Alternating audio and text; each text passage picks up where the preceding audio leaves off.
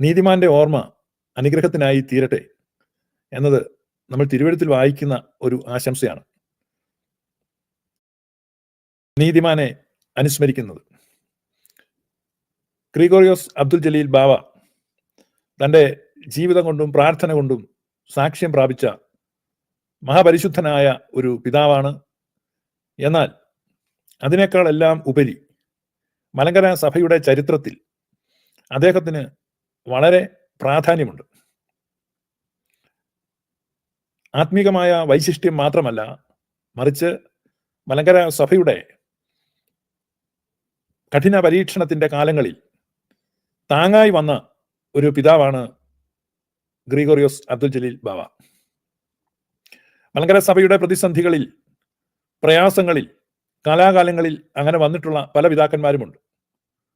ഭാഗ്യസ്മരണാർഹരായ ആ പിതാക്കന്മാരെയൊക്കെ യഥോചിതം നാം അനുസ്മരിക്കുന്നുണ്ടോ എന്ന് നാം ചിന്തിക്കേണ്ടതാണ്.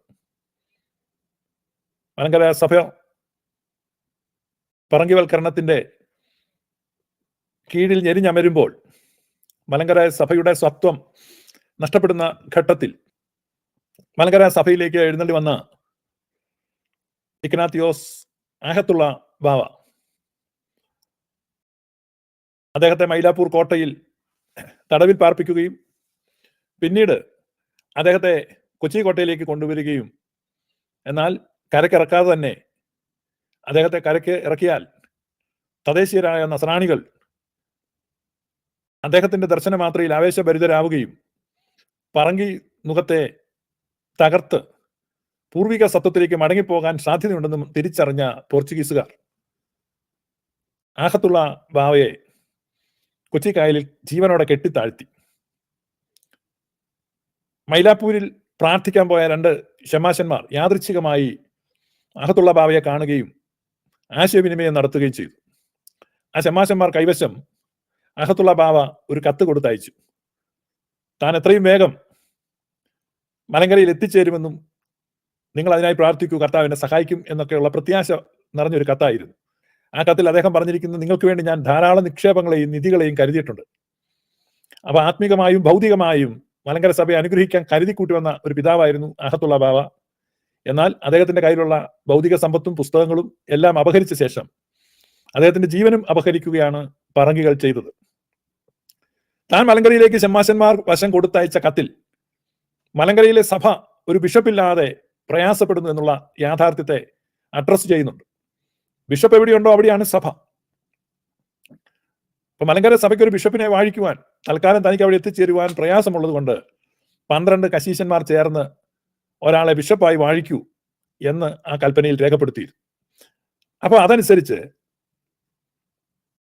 മലങ്കരയില് 12 കശീശന്മാർ ചേർന്ന് മാർത്തോമ 1-നെ വാഴിക്കുമ്പോൾ മഹാഭാഗ്യവാനായ ഇഗ്നാത്തിയോസ് ആഹത്തുള്ള ബാവ എഴുതി കൊടുത്ത കത്ത് അദ്ദേഹത്തിന്റെ ശിരസിൽ വെച്ചിട്ടാണ് ഈ കശീശന്മാർ അദ്ദേഹത്തെ വാഴിച്ചത്. ഇന്ന് പലരും അതിന്റെ നരേഷൻ നടത്തുമ്പോൾ 12 കശീശന്മാർ ചേർന്ന് വാഴിച്ചു എന്ന് മാത്രമേ പറയുന്നുള്ളൂ. ആ ഇഗ്നാത്തിയോസ് ആഹത്തുള്ള ബാവയുടെ കത്ത് തലയിൽ വെച്ചിട്ട് ആ കത്തിന് മുകളിലാണ് ഇവർ കൈവച്ചത് എന്നുള്ള ആ വലിയ പോയിന്റ് ഇവര് വിട്ടുകളയുകയാണ്. എന്നാൽ തന്റെ ആഗ്രഹം പോലെ തനിക്ക് മലങ്കരയിലെത്തി ഈ വാഴ്ചയുടെ കുറവുകളെ തീർക്കുവാൻ അഹത്തുള്ള ബാവയ്ക്ക് സാധിച്ചില്ലെങ്കിലും അതിന് ശേഷം അഹത്തുള്ള ബാവയുടെ വിയോഗ വാർത്ത അറിഞ്ഞ് 25,000-ഓളം നസ്രാണികൾ മട്ടാഞ്ചേരിയിൽ തടിച്ചുകൂടുകയും ഒരു കുരിശിൽ ആലാത്തു കെട്ടി തങ്ങളും തങ്ങളുടെ സന്തതി പരമ്പരകളും സൂര്യചന്ദ്രന്മാരുള്ള കാലത്തോളം പരിശുദ്ധ അന്ത്യോക്യ സിംഹാസനത്തിന് കീഴിൽ വിശ്വസ്തയോടെ വിധേയപ്പെട്ടു നിൽക്കും എന്ന് ഉഗ്ര പ്രതിജ്ഞ എടുത്തു. അതിനെയാണ് പിൽക്കാലത്ത് കൂനൻ കുരിശു സത്യം എന്നറിയപ്പെടുന്നത്. അപ്പോൾ ഈ കൂനൻ കുരിശു സത്യത്തിന് പല വേർഷൻസും ഉണ്ട്. പലരും അതങ്ങനെയായിരുന്നു, വൈദേശിക ആധിപത്യത്തിനെതിരായിരുന്നു എന്നൊക്കെ പലരും പറയുന്നുണ്ട്. പക്ഷേ നിങ്ങൾക്ക് അതിന്റെ സത്യം അറിയണമെങ്കിൽ 2017 ജൂലൈ മാസം 3-ാം തീയതി ബഹുമാനപ്പെട്ട ഇന്ത്യൻ സുപ്രീം കോടതി പുറപ്പെടുവിച്ച ഒരു വിധിയുണ്ട്. അതാണ് ജൂലൈ 3 വേർഡിക്റ്റ് മലങ്കര ചർച്ച എന്ന് ഗൂഗിൾ ചെയ്താൽ നിങ്ങൾക്ക് കിട്ടും. അതിന്റെ 5-ാമത്തെ പേജ് 39-ാമത്തെ പേജ് നോക്കിയാൽ അന്ത്യോക്യ സിംഹാസനത്തോട് കൂറും വിധേയത്വം പ്രഖ്യാപിക്കുവാൻ മലങ്കര നസ്രാണികൾ ചെയ്ത സത്യപ്രതിജ്ഞയാണ് കൂനൻ കുരിശു സത്യമെന്ന് ബഹുമാനപ്പെട്ട സുപ്രീം കോടതി വളരെ വ്യക്തമായി രേഖപ്പെടുത്തിയിട്ടുണ്ട്. അതൊരു വാലിഡ് ഡോക്യുമെന്റ് ആയിട്ട് നമുക്ക് പരിഗണിക്കാവുന്നതാണ്. അതിന് ഖണ്ഡിക്കുവാൻ ഒരു ഡോക്യുമെന്റും മറ്റാർക്കും വെക്കുവാനില്ല. അപ്പൊ അതുകൊണ്ട് ഞാൻ പറഞ്ഞ പൂർവിക പാരമ്പര്യം അങ്ങനെയാണ്, ഗീതങ്ങൾ അങ്ങനെയാണ്, നമ്മുടെ വായ്മൊഴി പാരമ്പര്യങ്ങൾ അങ്ങനെയാണ്, അതിന്റെ സാധ്യത അങ്ങനെയാണ്, എല്ലാം അങ്ങനെയാണ്. ഇപ്പൊ മറ്റു വേർഷൻസ് ഇപ്പോഴത്തെ സീറോ മലബാർ സഭയുടെയും കഞ്ഞിക്കുഴി ഓർത്തഡോക്സ് സഭയുടെയും വേർഷൻസ് തീരെ യുക്തിപരമല്ല. അത് തികച്ചും യുക്തിഹീനമായ വാദങ്ങളാണ്, അബദ്ധജടിലമായ ആശയങ്ങളാണ്. അപ്പോൾ അങ്ങനെ മാർത്തോമ ഒന്നാമനെ വാഴിച്ചുവെങ്കിലും സീറോ മലബാർ എന്ന് പിൽക്കാലത്ത് അറിയപ്പെട്ട റോമൻ കത്തോലിക്ക സഭയുടെ വിധേയത്വമുള്ള വിഭാഗം, അതിൽപ്പെട്ടവർ, അന്ന് അവൾ വളരെ മൈനോറിറ്റി ആയിരുന്നു, അവര് ഈ ബിഷപ്പിനെ വാഴിച്ച രീതി ശരിയല്ല എന്ന് പറഞ്ഞ് നിരന്തരം മലങ്കര മക്കളെ പരിഹസിച്ചുകൊണ്ടിരുന്നു.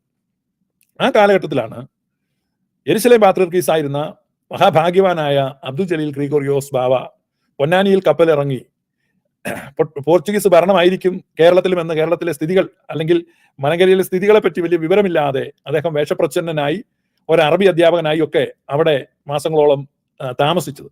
പിന്നീട് കോട്ടയത്ത് നിന്നുള്ള 2 കച്ചവടക്കാരെ കണ്ടുമുട്ടുകയും പോർച്ചുഗീസുകാരെ ഡച്ചുകാർ പരാജയപ്പെടുത്തി പോർച്ചുഗീസുകാരുടെ ശക്തി പഴയതുപോലെ ഇല്ല എന്നുള്ള സത്യമൊക്കെ മനസ്സിലാക്കുകയും അങ്ങനെ അദ്ദേഹം മലങ്കര സഭയിലേക്ക് വരികയുമാണ് ചെയ്തത്.